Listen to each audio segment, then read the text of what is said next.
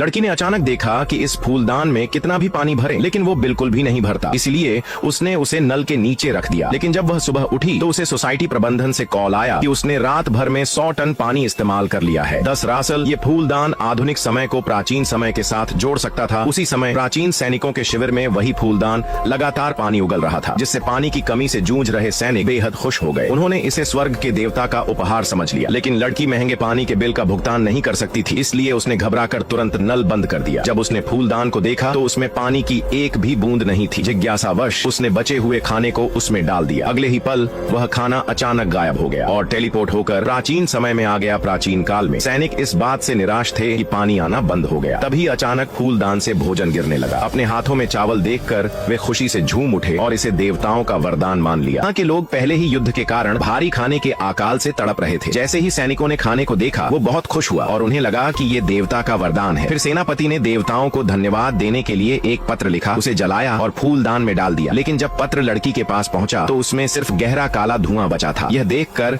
लड़की गुस्से से आग बबूला हो गई और फूलदान पर आरोप लगाया कि वह उसके घर को कचरा घर समझ रहा है। बदले की भावना में उसने बिना सोचे समझे घर का सारा एक्सपायरी खाना फूलदान में डालना शुरू कर दिया। उधर प्राचीन सैनिक इस खाने को देखकर बेहद उत्साहित हो गए। इस अकाल के दिनों में उनके लिए साधारण नूडल्स भी अनमोल खजाने के बराबर थे। लेकिन इतना सा खाना पूरे शहर और सैनिकों की भूख मिटाने के लिए काफी नहीं था। इसलिए सेनापति ने एक और पत्र लिखा और देवताओं से मदद मांगी। पत्र पढ़ने के बाद लड़की को एहसास हुआ कि यह फूलदान वास्तव में प्राचीन दुनिया से जुड़ा हुआ था। लड़की ने गुस्से में आकर घर का सारा एक्सपायरी खाना उठाकर फूलदान में डालना शुरू कर दिया। लेकिन खाना गायब होकर प्राचीन काल के अकाल में फंसे सैनिकों के पास पहुंच जाता है। इस खाने को देखकर सैनिक बेहद उत्साहित हो जाते हैं, क्योंकि इस अकाल के दिनों में उनके लिए ये अनमोल खजाना था। लेकिन राज्य के लोगों के लिए इतना खाना काफी नहीं था। सेनापति ने एक और पत्र लिखा और देवताओं से मदद मांगी। लड़की ने पत्र पढ़ा जिसमें लिखा था कि हे भगवान, हमें और राशन की जरूरत है, क्योंकि पड़ोसी राज्य ने हमारे ऊपर हमला कर दिया और लाखों की गिनती में सैनिक मारे गए और पूरा राज्य भूख से तड़प रहा है। कृपया करके हमारी मदद करो। पत्र पढ़ने के बाद लड़की को एहसास हुआ कि यह फूलदान वास्तव में प्राचीन दुनिया से जुड़ा हुआ था। इसलिए वो थोड़ा सोचती है और वो सेनापति के लिए एक पत्र लिखती है। वो उसे बताती है कि लाखों की गिनती में लोगों के लिए अकेले खाना इकट्ठा कर पाना मेरे लिए